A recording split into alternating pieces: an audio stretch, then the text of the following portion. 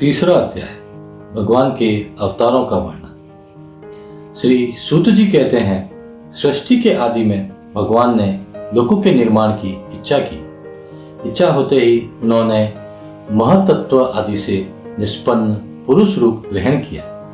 उसमें 10 इंद्रियां, 1 मन और 5 भूत, ये 16 कलाएं थी। उन्होंने कारण जल में शयन करते हुए जब योग निद्रा का विस्तार किया, तब उनके नाभि सरोवर में से एक कमल प्रकट हुआ और उस कमल से प्रजापतियों के अधिपति ब्रह्मा जी उत्पन्न हुए। भगवान के उस विराट स्वरूप के अंग प्रत्यंग में ही समस्त लोकों की कल्पना की गई है। वह भगवान का विशुद्ध सत्वमय श्रेष्ठ रूप है। योगी लोग दिव्य दृष्टि से भगवान के उस रूप का दर्शन करते हैं। भगवान का यह रूप हजारों पैर, जांघें, भुजाएं और मुखों के कारण अत्यंत विलक्षण है। उसमें सहस्रों सिर, हजारों कान, हजारों आंखें और हजारों नासिकाएं हैं। हजारों मुकुट, वस्त्र और कुंडल आदि आभूषणों से वह उल्लसित रहता है। भगवान का यही पुरुष रूप, जिसे नारायण कहते हैं, अनेक अवतारों का अक्षय कोश है। इसी से सारे अवतार प्रकट होते हैं। इस रूप के छोटे से छोटे अंश से देवता, पशु पक्षी और मनुष्य आदि योनियों की सृष्टि होती है। उन्हीं प्रभु ने पहले कुमार सर्ग में सनक, सनंदन, सनातन और सनत कुमार, इन 4 ब्राह्मणों के रूप में अवतार ग्रहण करके अत्यंत कठिन अखंड ब्रह्मचर्य का पालन किया। दूसरी बार इस संसार के कल्याण के लिए समस्त यज्ञों के स्वामी उन भगवान ने ही रसातल में गई हुई पृथ्वी को निकाल लाने के विचार से शुकर रूप ग्रहण किया। ऋषियों की सृष्टि में उन्होंने देव ऋषि नारद के रूप में तीसरा अवतार ग्रहण किया और सात्वत तंत्र का, जिसे नारद पांचरात्र कहते हैं, उपदेश किया। उसमें कर्मों के द्वारा किस प्रकार कर्म बंधन से मुक्ति मिलती है, इसका वर्णन है। धर्म पत्नी मूर्ति के गर्भ से उन्होंने नर नारायण के रूप में चौथा अवतार ग्रहण किया। इस अवतार में उन्होंने ऋषि बनकर मन और इंद्रियों का सर्वथा संयम करके बड़ी कठिन तपस्या की। 5वें अवतार में वे सिद्धों के स्वामी कपिल के रूप में प्रकट हुए और तत्वों का निर्णय करने वाले सांख्य शास्त्र का, जो समय के फेर से लुप्त हो गया था, आसुरी नामक ब्राह्मण को उपदेश दिया। अनसुईया के वर मांगने पर 6ठे अवतार में वे अत्रि की संतान दत्तात्रेय हुए। इस अवतार में उन्होंने अलर्क एवं प्रहलाद आदि को ब्रह्म ज्ञान का उपदेश किया। 7वीं बार रुचि प्रजापति की आकुति नामक पत्नी से यज्ञ के रूप में उन्होंने अवतार ग्रहण किया और अपने पुत्र याम आदि देवताओं के साथ स्वयंभू मनवंतर की रक्षा की। राजा नाभि की पत्नी मेरु देवी के गर्भ से ऋषभ देव के रूप में भगवान ने 8वां अवतार ग्रहण किया। इस रूप में उन्होंने परमहंसों का वह मार्ग, जो सभी आश्रमियों के लिए वंदनीय है, दिखाया। ऋषियों की प्रार्थना से 9वीं बार वे राजा पृथु के रूप में अवतीर्ण हुए। शौनक आदि ऋषियों, इस अवतार में उन्होंने पृथ्वी से समस्त औषधियों का दोहन किया था। इससे यह अवतार सबके लिए बड़ा ही कल्याणकारी हुआ। चाक्षुष मनवंतर के अंत में जब सारी त्रिलोकी समुद्र में डूब रही थी, तब उन्होंने मत्स्य के रूप में 10वां अवतार ग्रहण किया और पृथ्वी रूपी नौका पर बैठाकर अगले मनवंतर के अधिपति व्यवस्वत मनु की रक्षा की। जिस समय देवता और दैत्य समुद्र मंथन कर रहे थे, उस समय 11वां अवतार धारण करके कच्छ रूप में भगवान ने मंदराचल को अपनी पीठ पर धारण किया। 12वीं बार धन्वंतरी के रूप में अमृत लेकर समुद्र से प्रकट हुए और 13वीं बार मोहिनी रूप धारण करके दैत्यों को मोहित करते हुए देवताओं को अमृत पिलाया। 14वें अवतार में उन्होंने नरसिंह रूप धारण किया और अत्यंत बलवान दैत्यराज हिरण्यकशिपुरी की छाती अपने नखों से अनायास इस प्रकार फाड़ डाली जैसे चटाई बनाने वाला सीख को चीर डालता है। 15वीं बार वामन का रूप धारण करके भगवान दैत्यराज बलि के यज्ञ में गए। वे चाहते तो थे त्रिलोकी का राज्य, परंतु मांगी उन्होंने केवल 3 पग पृथ्वी। 16वें परशुराम अवतार में जब उन्होंने देखा कि राजा लोग ब्राह्मणों के द्रोही हो गए हैं, तब क्रोधित होकर उन्होंने पृथ्वी को 21 बार क्षत्रियों से शून्य कर दिया। इसके बाद 17वें अवतार में सत्यवती के गर्भ से पाराशर जी के द्वारा वे व्यास के रूप में अवतीर्ण हुए। उस समय लोगों की समझ और धारणा शक्ति कम देखकर आपने वेद रूप वृक्ष की कई शाखाएं बना दी। 18वीं बार देवताओं का कार्य संपन्न करने की इच्छा से उन्होंने राजा के रूप में राम अवतार ग्रहण किया और सेतु बंधन, रावण वध आदि वीरतापूर्ण बहुत सी लीलाएं की। 19वें और 20वें अवतारों में उन्होंने यदुवंश में बलराम और श्री कृष्ण के नाम से प्रकट होकर पृथ्वी का भार उतारा। इसके बाद कलयुग आ जाने पर मगध देश बिहार में देवताओं के द्वेषी दैत्यों को मोहित करने के लिए अजन के पुत्र रूप में आपका बुद्धावतार होगा। इसके भी बहुत पीछे जब कलयुग का अंत समीप होगा और राजा लोग प्राय लुटेरे हो जाएंगे, तब जगत के रक्षक भगवान विष्णु यश नामक ब्राह्मण के घर कली रूप में अर्थात कल्कि रूप में अवतीर्ण होंगे।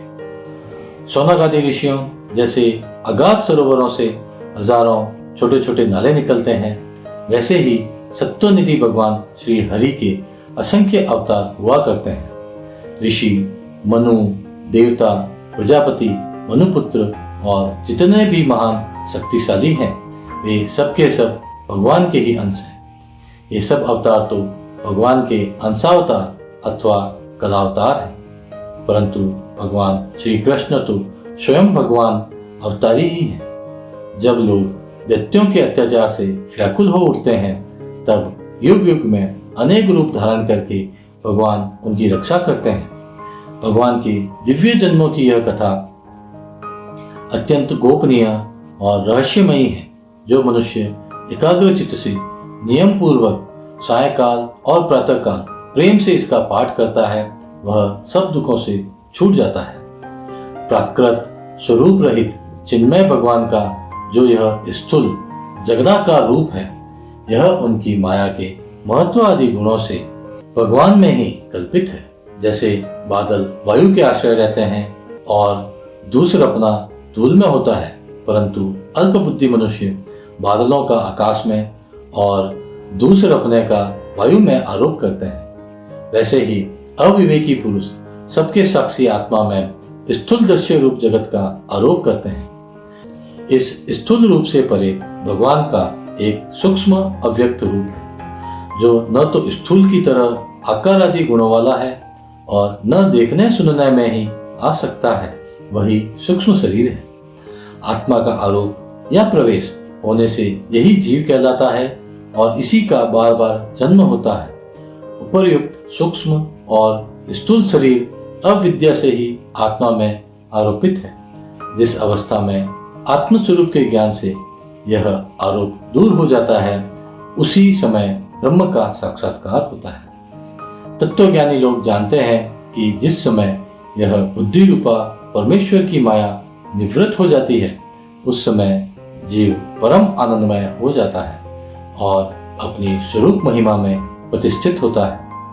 वास्तव में जिनके जन्म नहीं है और कर्म भी नहीं है, उन हृदयेश्वर भगवान के अप्राकृत जन्म और कर्मों का तत्वज्ञानी लोग इसी प्रकार वर्णन करते हैं, क्योंकि उनके जन्म और कर्म वेदों के अत्यंत गोपनीय रहस्य हैं। भगवान की लीला अमोघ है। वे लीला से ही इस संसार का सृजन, पालन और संहार करते हैं, किंतु इसमें आसक्त नहीं होते। प्राणियों के अंतःकरण में छिपे रहकर ज्ञानेंद्रिय और मन के नियंता के रूप में उनके विषयों को ग्रहण भी करते हैं, परंतु उनसे अलग रहते हैं। वे परम स्वतंत्र हैं।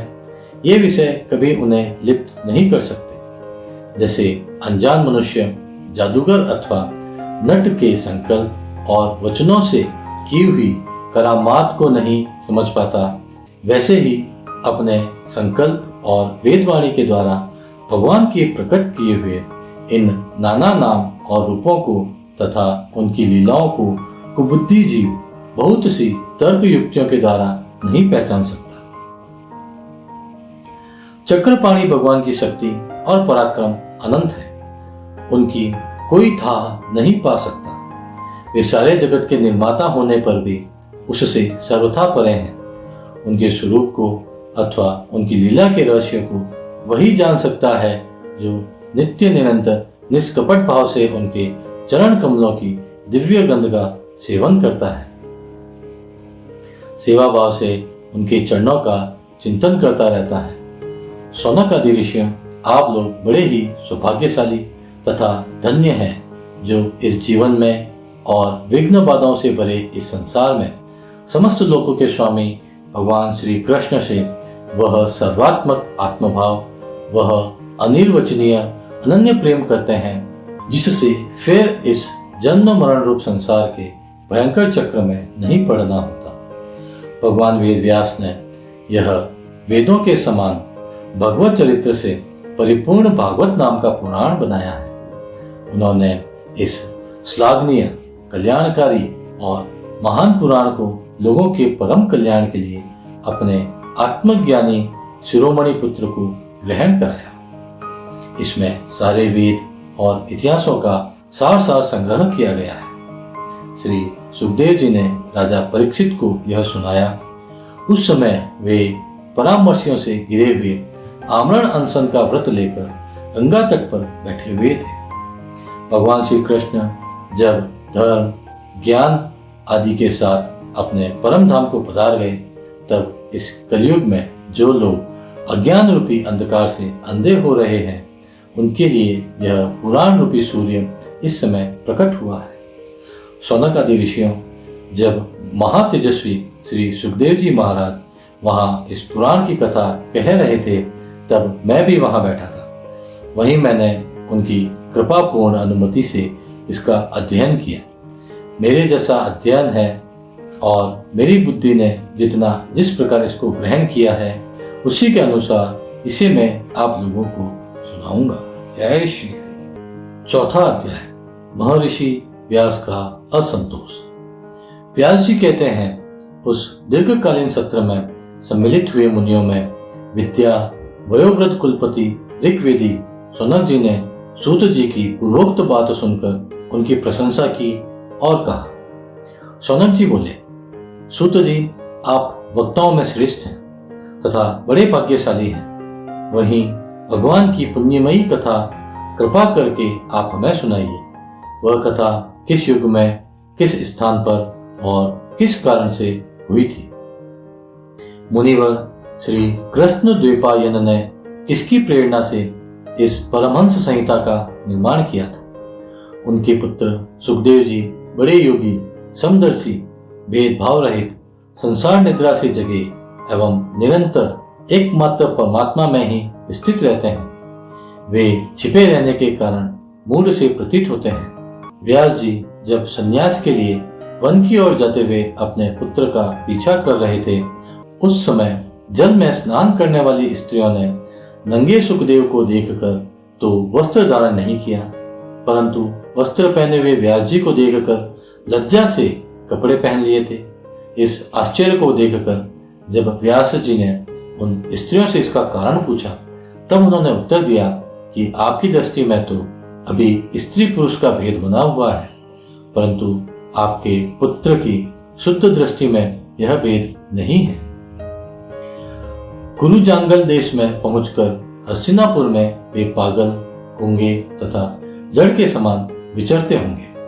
नगरवासियों ने उन्हें कैसे पहचाना? पांडव नंदन राजर्षि परीक्षित का इन मौनी सुखदेव जी के साथ संवाद कैसे हुआ, जिसमें यह भागवत संहिता कही गई?